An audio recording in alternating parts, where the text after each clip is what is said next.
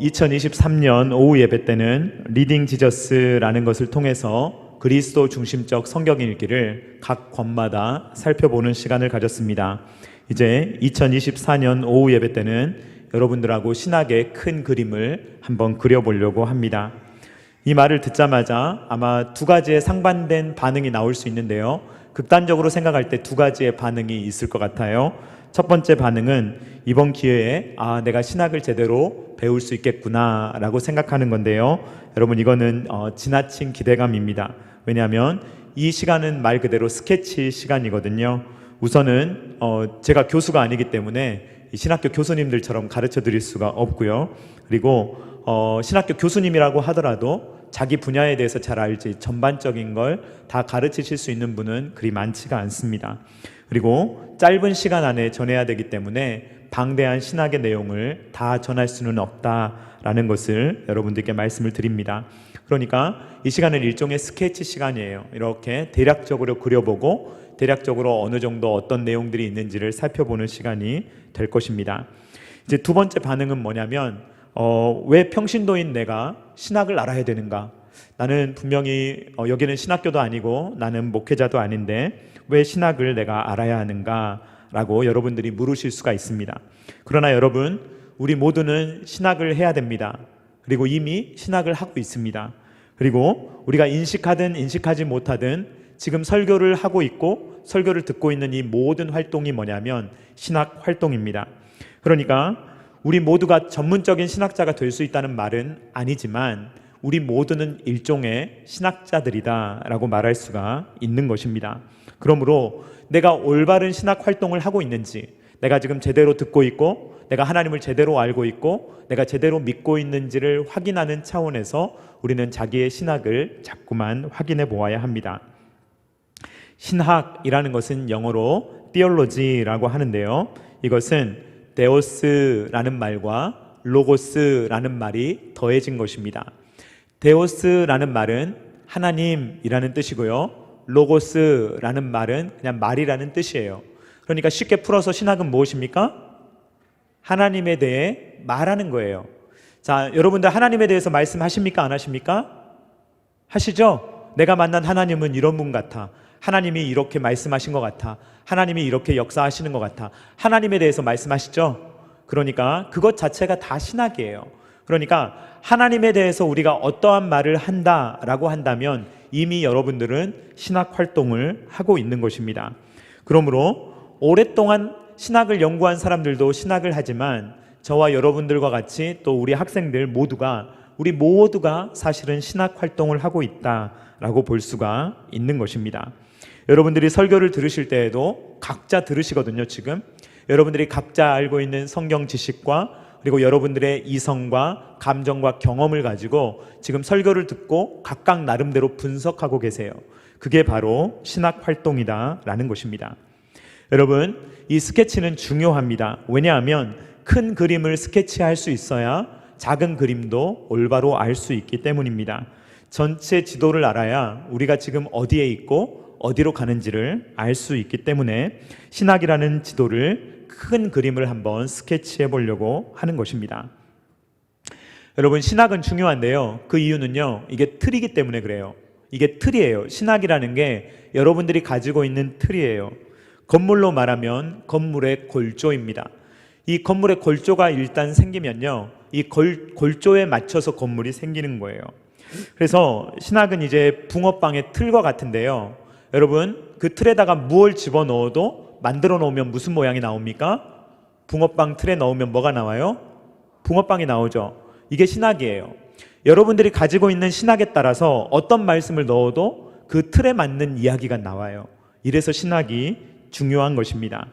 그러니까 이 신학은요, 혈액형과 비슷해요. 그래서 저는 어떤 교회나 목사님에 대해서 몰라도 그분이 어떤 신학교에서 무슨 공부를 했는지만 들으면 그분이 무슨 말 할지 대충 알아요. 왜냐하면 그렇게밖에 말할 수가 없거든요. 일종의 혈액형 같아요. 제 혈액형이 바뀌지 않듯이 어떤 분이 가지고 있는 신학의 혈액형이 있거든요. 그건 잘 바뀌지 않습니다. 그래서 이야기를 해도 다 그 틀에 맞춰서 해석하기 때문에 대화가 통하지 않는 것입니다. 신천지에 가면 왜 그렇게 문제가 되는 걸까요? 이 신천지 틀을 만들어주기 때문이에요. 그래서 이제까지 어떤 말씀을 들어왔건 상관없이 신천지의 틀에 맞춰서 모든 걸 찍어냅니다. 그러니까 어떤 말씀에 어떤 내용을 갖다 부어도 신천지라는 틀로 탁탁 찍어서 붕어빵 찍듯이 만들어내기 때문에 그래서 그 신학이 위험하다라는 것입니다. 그러므로 중요한 것은 무엇이냐면 처음부터 올바른 틀을 가져야 돼요. 내가 올바로 하나님을 알고 올바른 성경관을 가지고 올바른 틀을 가지고 있어야 어떤 말씀을 읽든지 어떤 내용을 듣든지 올바른 내용으로 이 틀 안에서 만들어낼 수 있다 하는 것입니다. 신학을 호세아가 쓴 용어로 말하면 하나님을 아는 지식이라고 할 수가 있는데요, 이스라엘 백성들은 하나님을 아는 지식이 없어서 망한다라고 말하고 있습니다. 호세아 4장 6절 말씀 같이 읽겠습니다. 시작. 내 백성이 지식이 없으므로 망하는도다. 내가 지식을 버렸으니 나도 너를 버려 내 제사장이 되지 못하게 할 것이요, 내가 내 하나님의 율법을 잊었으니 나도 내 자녀들을 잊어버리리라. 아멘. 여러분, 하나님을 아는 지식은 굉장히 중요합니다. 왜냐하면 이 하나님을 아는 지식에 우리의 영생이 달려있기 때문입니다. 세상의 지식은 그렇지가 않아요. 세상의 지식은 알 수도 있고 모를 수도 있어요. 알면 좀 편하고요, 모르면 좀 불편해요. 예를 들어서 국어, 영어, 수학 이것을 잘하면요 인생을 살아가는데 굉장히 도움이 됩니다. 그리고 나중에 대학을 선택할 때, 나중에 직장을 선택할 때도 큰 도움이 됩니다. 그래서 이 모든 것들, 세상 지식도 중요합니다. 그러나 이거 국어, 영어, 수학 못한다고 해서 지옥에 가는 사람은 없습니다. 그런데 이 세상 지식이 부족하다고 해도 우리의 영생의 문제에는 지장이 없는데 하나님을 아는 지식이 없다. 그러면 문제가 생기는 거예요. 영생에 대한 문제가 생기는 거예요. 영원한 문제가 생기는 것입니다. 그러므로 이 하나님을 아는 지식이야말로 더 급하고 더 중요하고 더 우리가 소중하게 여겨야 되는 그러한 지식이다라는 것입니다. 호세아 4장 1절 말씀 우리 한번 같이 읽겠습니다. 시작. 이스라엘 자손들아 여호와의 말씀을 들으라. 여호와께서 이 땅 주민과 논쟁하시나니 이 땅에는 진실도 없고 인애도 없고 하나님을 아는 지식도 없고. 이게 문제라는 거예요. 이스라엘 백성들의 근본적인 문제는 그들에게 어떤 능력이 없거나 그들에게 어떤 지식이 없어서가 아니라 하나님과 올바른 관계를 맺고 있지 못한 것이 문제다라는 말이에요. 이 말을 다른 말로 하면 신학이 문제라는 거예요. 오늘날 교회의 위기는 어디서 옵니까, 여러분? 우리가 무엇인가 부족해서 오는 것입니까? 물론 윤리적인 부족함, 그리스도인들이 어떤 일을 잘못하는 것에도 있겠지만 가장 큰 문제는 신학에서 오는 거예요. 신학이 잘못되어 있기 때문에 연쇄적으로 잘못된 일들이 발생하게 되는 것입니다. 이 신앙의 문제가 왜 신학과 연결되어 있느냐? 신학에 따라서 신앙이 나오거든요. 내 신학이 내 신앙을 만들어내는 거예요. 그렇기 때문에 내 신앙에 문제가 있다는 것은 단지 신앙의 문제가 아니고 더 거꾸로 올라가서 나의 신학에 문제가 있구나 라는 것을 우리는 알게 되는 것입니다. 제가 설교를 하다 보면 가끔 로마 가톨릭의 이야기를 할 때가 있습니다. 무엇이 잘못됐는가 라는 것을 말하는 표본이기 때문에 그래요. 무엇을 한번 잘못 생각하면 어떻게 그럴 수가 있는지를 보여줄 수 있는 매우 중요한 예 중에 하나가 바로 로마 가톨릭입니다. 그리고 요즘에는 가장 많이 하는 이야기 중에 하나가 바로 신천지입니다. 여러분들이 자꾸만 신천지에 대해서 이야기를 들으면 왜 신천지에 대해서 들어야 되는가 라고 생각하실 수 있겠지만 오늘날 이단 상담소에서 상담이 진행되는 이단들의 상담 내용의 70% 이상이 신천지의 내용입니다. 그만큼 치명적이고 그만큼 교회에 위해를 가하고 있고 그만큼 많은 성도님들의 신앙을 무너뜨리고 있는 것이 신천지이기 때문에 제가 자꾸만 신천지 이야기를 하는 것입니다. 여러분, 길거리에서 혹시 신천지가 나누어주는 종이를 받는다면 여러분 처음부터 받지 마시기 바랍니다. 받지 마세요. 받지 마시고 혹시 받았다 하더라도 그냥 버리시기 바랍니다. 그 내용은 여러분들에게 매우 유해하기 때문입니다. 디도서 3장 10절 말씀 같이 읽겠습니다. 시작. 이단에 속한 사람을 한두 번 훈계한 후에 멀리하라. 멀리하는 게 상책이에요. 만약에 친구들 중에 신천지가 있다고 한다면 여러분들 그 친구를 멀리하는 게 좋습니다. 그 친구는요, 여러분들의 정보를 팔 거예요. 그리고 여러분들의 정보를 팔아넘겨서 한 20여 명이 되는 사람들이 힘을 합하여서 여러분들을 포교하려고 할 것입니다. 그러니까 그런 친구를 가까이 할 필요가 없습니다. 요한 2서 9절 10절 말씀 같이 읽겠습니다. 시작. 지나쳐 그리스도의 교훈 안에 거하지 아니하는 자는 다 하나님을 모시지 못하되 교훈 안에 거하는 그 사람은 아버지와 아들을 모시느니라. 누구든지 이 교훈을 가지지 않고 너희에게 나아가거든 그를 집에 들이지도 말고 인사도 하지 말라. 아멘. 여러분, 이 말은 이단들에게 무례하게 행동하라는 말은 아닙니다. 인사도 안 하고 막 이렇게 막 얼굴 정색하고 지나가라고 이런 말을 하는 건 아닌데요. 이 말은 무엇이냐면 그들을 우리가 선생으로 모시고 그들을 환대할 수 없다는 말이에요.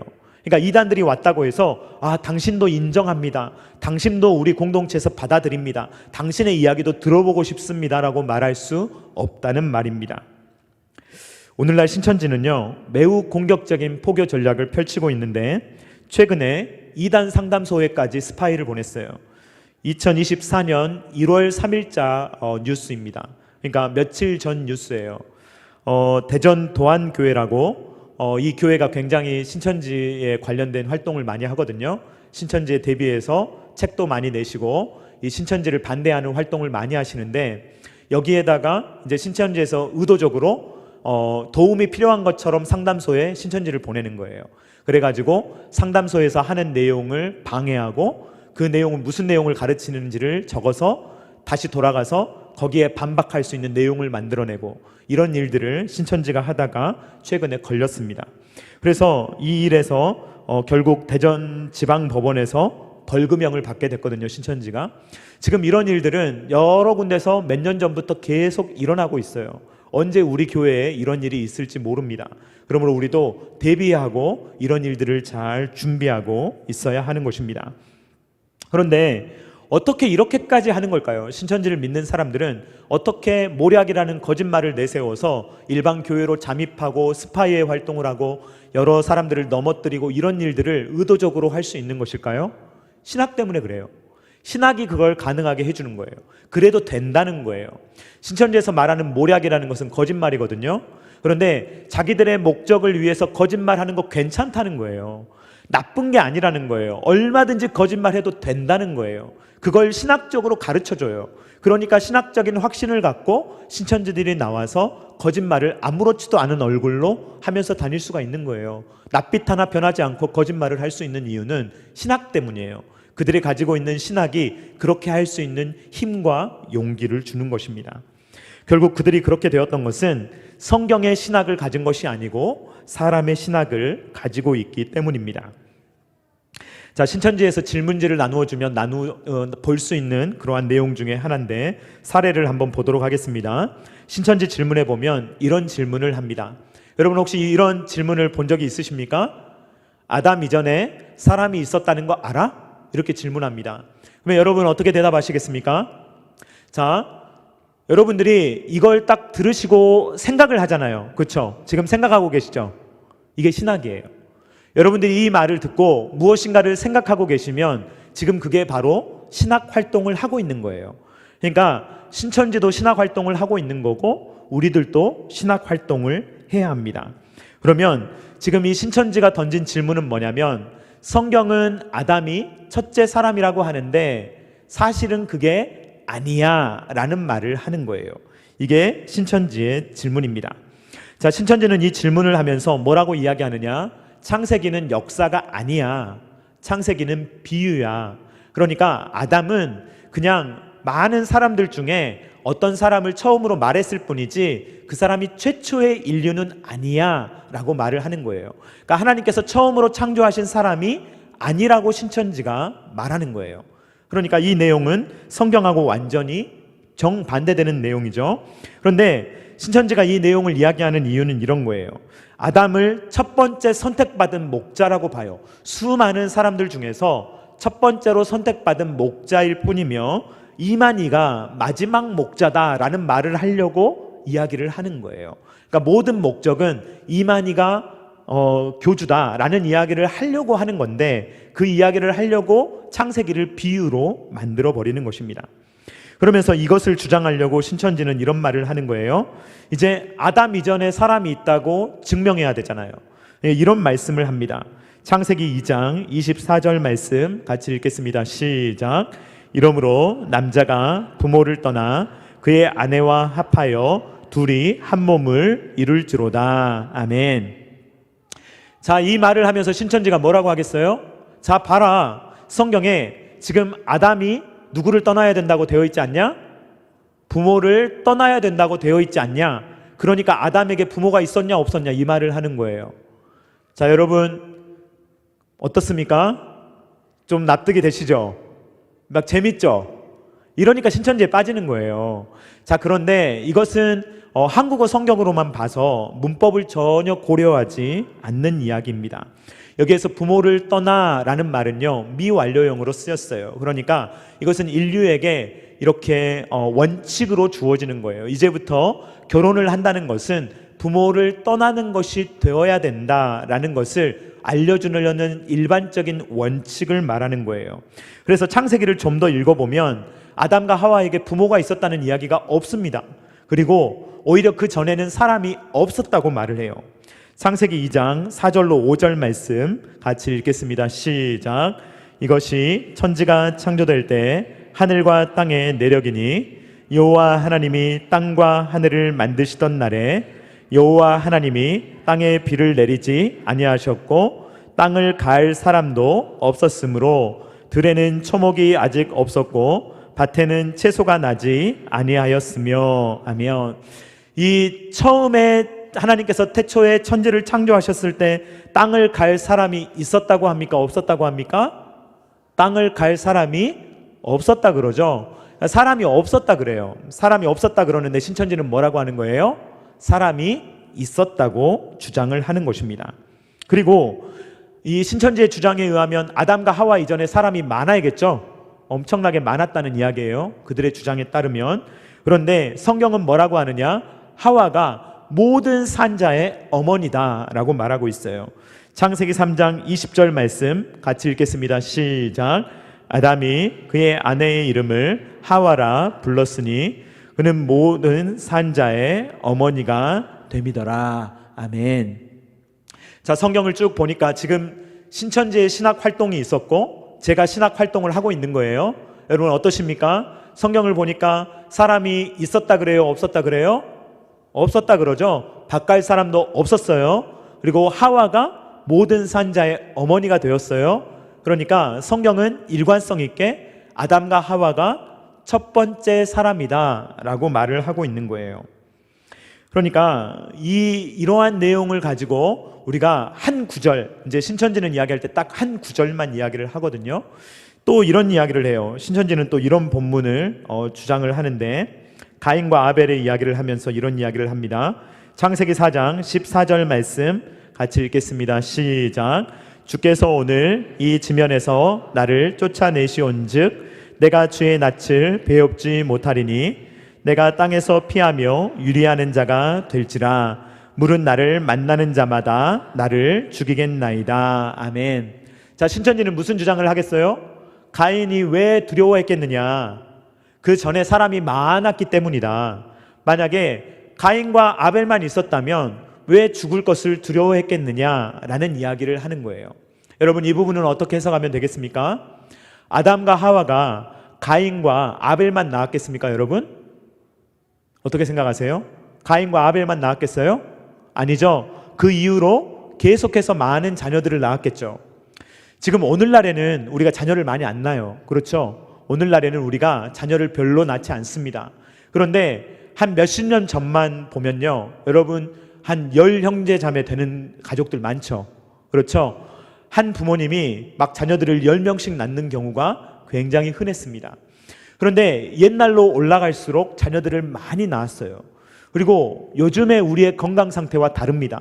아담과 하와가 살 때는 오래 살았잖아요. 그러니까 몇백 년을 살면서 굉장히 건강한 몸으로 자녀들을 많이 낳았다는 거예요. 그래서 만약에 3년에 한 명씩 자녀들을 낳았다고 한다면요, 자녀들이 기하급수적으로 굉장히 많이 늘었을 확률이 있습니다. 그러니까 가인과 아벨이 몇 살인지 몰라요. 가인과 아벨이 그 일이 있었을 때가 우리는 몇 살인지 알지를 못합니다. 그러니까 그때 당시에 수많은 사람이 있었다고 해도 전혀 이상하지 않은 것입니다. 그러니까 형제를 죽였잖아요, 가인이. 그러니까 다른 형제들의 위협을 받을 수 있다는 것은 너무나도 당연한 것입니다. 그런데 이제 신천지는요, 이러한 내용을 교리화하면서 또 무엇을 주장하냐면 아담과 하와가 첫 번째 사람이 아니다라는 것을 주장하기 위해서 진화론을 믿습니다. 그래서 진화론을 내세우면서 신천지에 따르면 네안데르탈인이나 오스트랄로피테쿠스와 같은 화석을 보면 이미 6,000년 이전에 고대 인류가 많이 있었다는 거예요. 그러니까 신천지는 아담이 첫째의 사람이 아니다라는 걸 주장하기 위해서 뭘 갖고 오는 거예요? 진화론을 가져오는 거예요. 그래서 오스트랄로피테쿠스가 최초의 인류라는 진화론의 그 가정의 사실이죠. 그러니까 가정이죠, 가정. 가정을 그들은 그냥 믿는 거예요. 그냥 받아들여서 진화론을 오히려 성경보다 앞세우는 거예요. 그래서 아담이 첫째 사람이라고 주장할 수 없다라는 것이 신천지의 주장입니다. 그러나 성경은 뭐라고 합니까? 아담을 첫 사람이다 라고 말하고 있습니다. 고린도전서 15장 45절 말씀 같이 읽겠습니다. 시작. 기록된 바 첫사람 아담은 생명이 되었다 함과 같이 마지막 아담은 살려주는 영이 되었나니. 아멘. 아담을 뭐라고 불러요? 첫사람 아담이다 라고 성경이 명백하게 부르고 있습니다. 그리고 누가복음의 족보를 보면 예수님의 족보가 쭉 위로 올라가는데 아담 이후에는 누가 나옵니까? 아담 이전으로 거슬러 올라가면 다른 사람이 나오는 게 아니고 하나님이 나오십니다. 누가복음 3장 38절 말씀 같이 읽겠습니다. 시작. 그 위는 에노스요, 그 위는 셋이요, 그 위는 아담이요, 그 위는 하나님이시니라. 아멘. 여러분, 자, 오늘 제가 신천지의 신학 활동과 제가 하는 신학 활동을 부딪혀 보았습니다. 여러분들은 지금 설교를 들으면서 신학 활동을 하시는 거예요. 여러분, 올바른 신학 활동을 할 수 있기를 주님의 이름으로 축원드립니다. 올바로 생각하셔야 돼요. 이거는요, 목회자만 하는 게 아니고 여러분들도 하셔야 돼요. 왜냐하면 질문지 하나 받았을 뿐인데 이 질문지에 엄청난 신학의 내용들이 적혀 있는 거예요. 그러니까 우리는 성경이 진짜다라고 말하는 거고요, 신천지는 아니다라고 말하고 있는 거예요. 그러면 예스라고 하는 것과 노라고 하는 것이 있잖아요. 그러면 어떻게 해봐야 되겠어요? 어느 것이 진리인지를 맞춰봐야 될 거 아니에요. 그러면 왜 성경이 진리인지, 왜 성경이 신천지하고 다른지를 분별해낼 수가 있어야 된다라는 것입니다. 여기서 잠깐 진화론에 대해서 말씀을 드리면, 자, 우리는 진화론을 무슨 시간에 배웁니까? 과학 시간에 배우죠. 과학이라는 학문은 무엇을 다루는 학문입니까? 사실을 다루는 학문이에요. 그래서 수많은 사람들이 진화론을 사실이다라고 생각합니다. 그러나 자, 우리 특히 학생들, 진화 이론이에요, 진화 법칙이에요? 모르겠으면 안 돼. 진화론이라 그래, 진화 법칙이라 그래? 진화론이라 그러지. 그건 진화 이론이라는 말이야. 법칙이 아니야. 법칙은 법칙이라고 말해. 근데 법칙이 아니니까 뭐라고 말해? 이론이라고 말하는 거야, 이론. 자, 이론은 증명된 적이 있습니까, 없습니까? 증명된 적이 없어요. 증명된 적이 없습니다. 한마디로 사실이 아니에요. 그러니까 진화론은 한 번도 증명된 적이 없는 가설입니다. 예전에 제가 학교 다닐 때는 시조새의 화석이 교과서에 있었어요. 지금 시조새의 화석이 있습니까, 없습니까? 빼버렸어요. 왜냐하면 이게 증명이 안 되는 거예요. 이 진화론자들은 이 시조새를 파충류와 조류의 중간형이라고 이야기를 하거든요. 그러니까 파충류, 조류, 그 중간 단계를 시조새라고 이야기를 해요. 그런데 증거가 있어요, 없어요? 없어요. 그러니까 자기들도 끝까지 못 밀어붙이는 거예요. 그래서 이것은 신빙성이 없으므로 교과서에서 뺀 거예요. 오랫동안 교과서에 실어 놓았던 것을 도저히 사실로 증명할 길이 없기 때문에 빼버린 거예요. 이게 바로 이론입니다. 그렇기 때문에 자, 진화론은 사실이 아니라, 자, 우리 친구들, 목사님 보세요. 진화론은 사실이 아니고 믿음이에요. 믿음. 따라해 볼게요. 믿음. 진화론이 믿음이야. 그래서 믿어야 돼. 진화론은. 그게 사실이 아니기 때문에. 그래서 진화론은요, 믿어야 됩니다. 자, 창조도 믿음이에요. 진화론도 믿음입니다. 그래서 진화론은 사실이고 믿음은 우리가 뭐 주관적으로 받아들여야 되고 그런 게 아니에요, 여러분. 진화론은 믿음 체계입니다. 믿어야 되는 거예요. 그러면 자, 진화론자들이 믿음이 크겠습니까? 우리가 믿음이 크겠습니까? 믿음의 크기로 보면 진화론자들이 더 커요. 왠 줄 아세요? 우연히 생겼다고 믿어야 돼요. 모든 게. 이런 것도 우연히 생겼다. 사람이 우연히 생겼다라고 믿어야 돼요. 얼마나 큰 믿음이에요. 그러니까 믿음이 없으면 진화론을 못 믿어요. 그런데 진화론은 사실이 아니라 믿음 체계라는 것을 우리가 기억해야 합니다. 자, 길바닥에 시계가 떨어져 있어요. 자, 그 시계가 만들어졌다고 생각하는 게 이성적일까? 우연히 생겼다고 생각하는 게 이성적일까? 누가 만들었다는 게 더 이성적이지? 그렇죠? 이게 우연히 생겼다라고 믿으면 이성적이에요? 이성적이지 않죠. 진화론은 이성적이지가 않아요. 우연히 생겼대요, 모든 게. 그냥 뭐가 이렇게 막 뭐 부딪혀가지고요, 막 있다가 뭐 오랜 세월이 지나니까 갑자기 사람이 되고 이랬다는 거예요. 이걸 믿을 수 있겠습니까, 여러분? 이건 믿음 체계예요. 그래서 진화론은 하나의 믿음 체계입니다. 그러므로 우리가 사실이라고 말할 수가 없는 거예요. 그러니까 이 모든 게 신학 활동이에요. 지금 내가 진화론을 어떻게 생각할 것이냐, 이것도 신학 활동이에요. 그리고 신천지를 어떻게 생각할 것이냐, 이것도 신학 활동이에요. 신학 활동을 통해서 진화론은 사실이 아니구나, 이것은 하나의 믿음 체계구나 라고 정리해낼 수 있는 실력이 있어야 되는 거예요.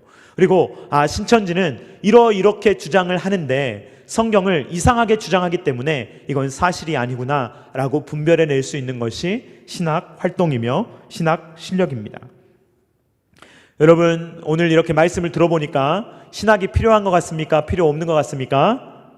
필요한 것 같죠? 목사만 필요할까요? 아닙니다. 여러분들 모두에게 필요합니다. 물론 제가 좀 더 전문적으로 여러분들을 도와드려야 돼요. 맞아요. 그렇지만 여러분들 모두가 신학 활동을 할 수 있어야 돼요. 그래서 진짜인지 가짜인지 분별해낼 수 있어야 되는 것입니다. 신학은 꼭 필요합니다. 여러분들이 셀 모임 하실 때도요, 사실 여러분들의 신학을 나누고 있는 거예요. 여러분들이 어떻게 하나님을 알아왔고 어떻게 여러분들이 이야기를 하는지를 거기에서 나누는 것이 바로 신학 활동입니다. 설교를 들을 때도 여러분들은 신학 활동을 하고 계세요. 그리고 믿지 않는 분들과 이야기를 하거나 전도를 하거나 어떤 토론을 할 때도 우리는 신학을 사용하고 있는 것입니다. 그러므로 중요한 것은 무엇이냐? 올바른 신학 활동을 할 것이냐, 올바르지 않은 신학을 활동을 할 것이냐, 이 두 가지의 차이만 있는 거예요. 그러므로 우리는 올바르지 않은 신학 활동을 하면 안 되고 오직 올바른 신학 활동을 하기 위해서 최선을 다해야 하는 것입니다. 여러분, 올바로 신학을 할 수 있기를 주님의 이름으로 축원드립니다. 자, 그러면 뭐가 중요하냐? 자, 요리를 하잖아요. 그러면 요리사가 제일 중요하게 생각하는 게 뭐예요? 네? 재료죠. 네, 재료가 좋으면 특별한 거 안 넣어도 맛있어요, 맛없어요?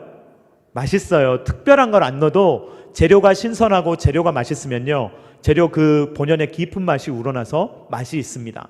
그런데 아무리 좋은 셰프라고 하더라도요, 엄청나게 상해버린 그러한 식자재를 가져다 주면서 요리를 하라고 하면 잘 하기가 어렵지 않겠습니까? 자, 오늘은 우리가 오늘 신학이 꼭 필요하다는 것을 살펴보았습니다. 이제 다음에 제가 설교할 때는 신학의 재료에 대해서 살펴볼 거예요. 그래서 어떤 재료를 사용하느냐가 굉장히 중요한 것입니다. 그 재료를 잘 사용해야 우리가 아름답게 신학을 할 수가 있는 것입니다. 사랑하는 성도님들, 하나님을 아는 지식을 갖추시기를 주님의 이름으로 축원드립니다. 신학의 실력을 갖추실 수 있기를 주님의 이름으로 축원드립니다. 그렇게 할 때 우리는 각종 이단의 길, 이상한 길로 가지 않게 되는 것입니다. 제가 이러는 것들을 자꾸 여러분들에게 이제 제가 전달을 하려고 하는데요. 저는요, 우리 첨단 계라시 교회가 광주에서 소문이 났으면 좋겠어요. 이단들이 그 교회는 안 된다더라, 그 교회는 택도 없더라, 성도님들이 너무 잘 알고 있어서 씨알도 안 먹히더라. 저 이런 교회가 됐으면 좋겠어요. 제가 막 노심초사 막 우리 성도님들 혹시 잘못된 거 보지 않을까 이렇게 고민하지 않아도 되는 교회. 여러분들이 그런 실력을 갖춘 모든 성도님들이 될 수 있기를 간절히 소망하는 것입니다. 바른 신학을 가지고 하나님과 바른 관계를 맺고 바른 신앙을 가지고 살아갈 수 있는 저와 사랑하는 성도님들 다 되실 수 있기를 주님의 이름으로 축원드립니다. 이 시간에 같이 찬양하겠습니다. 더 원합니다. 우리 같이 찬양합니다.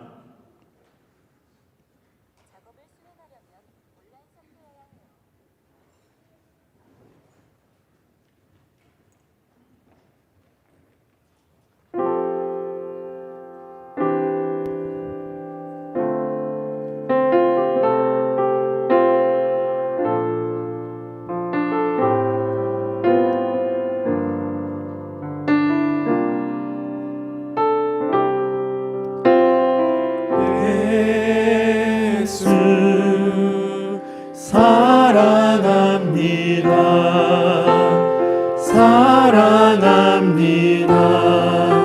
온 마음 다하여 오직 주님 한 분만 간절히 더 원합니다. 예수 사랑합니다.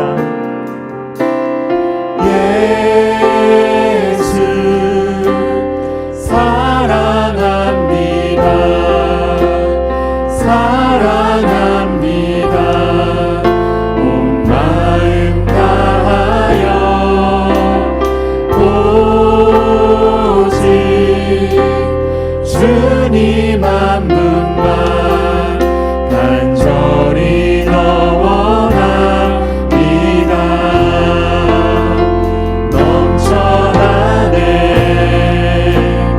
넘쳐나네 주를 향한 내 속에 갈망이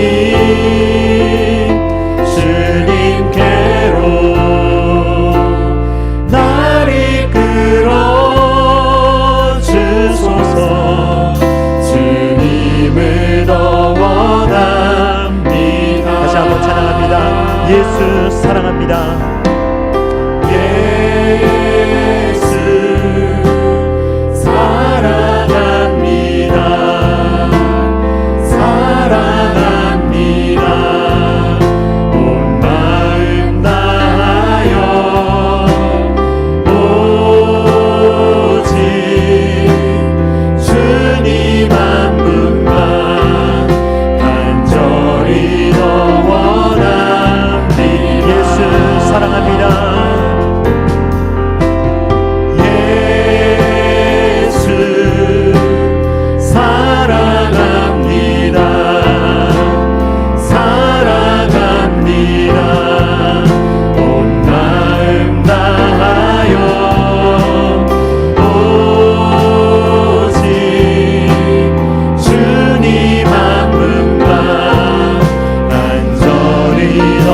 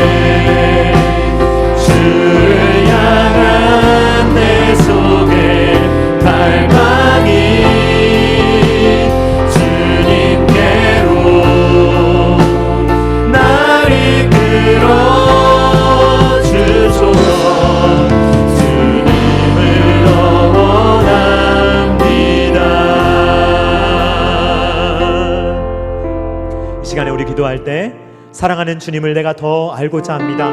주님, 이 세상 가운데 여러 혼탁하며 여러 가지 잘못된 예수님에 대한 지식들이 떠돌아다니지만 우리는 성경에 기초하여서 올바른 하나님에 대한 지식을 가지고 올바른 신학과 올바른 신앙으로 이 세상을 올바로 살아갈 수 있는 하나님의 자녀들이 될 수 있도록 지켜주시되 끝까지 지켜달라고 다 같이 주여 한번 외치고 기도하겠습니다. 주여.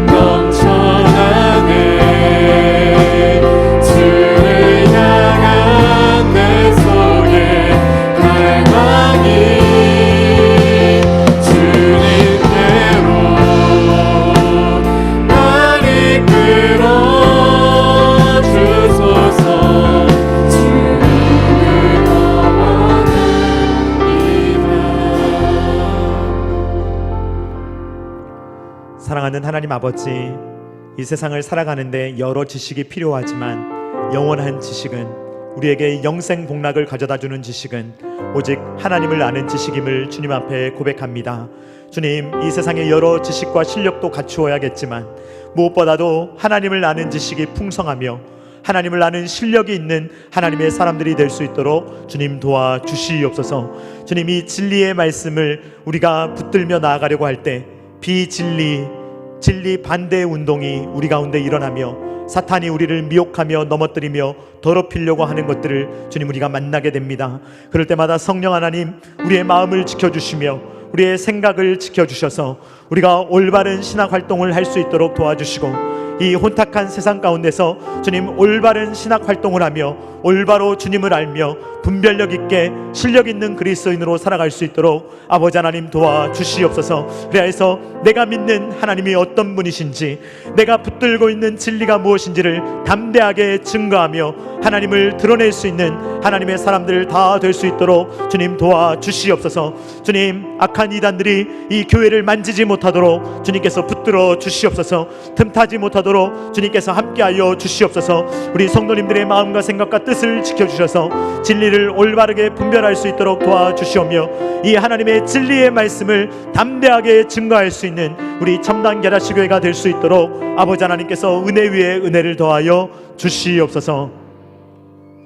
이제는 우리 구주 예수 그리스도의 십자가의 무한하신 은혜와 독생자 아들을 아낌없이 내어주신 성부 하나님의 사랑하심과 성령 하나님의 감동, 감화, 역사, 교통하심이, 하나님을 아는 지식이 가장 중요하며 올바른 신학에서 올바른 신앙이 나온다는 것을 기억하며 올바른 신앙 활동을 하며 하나님의 말씀에 기초하여 성령 하나님께 물으며 하나님의 뒤를 따르며 올바르게 살아가기를 원하는 사랑하는 모든 주의 자녀들의 머리 위에와 각 가정과 주님께서 피로 값주고 사신 첨단 게라시교회 위에와 조국과 세계 열방 가운데 이제로부터 영원토록 함께 있기를 간절히 축원하옵나이다. 아멘.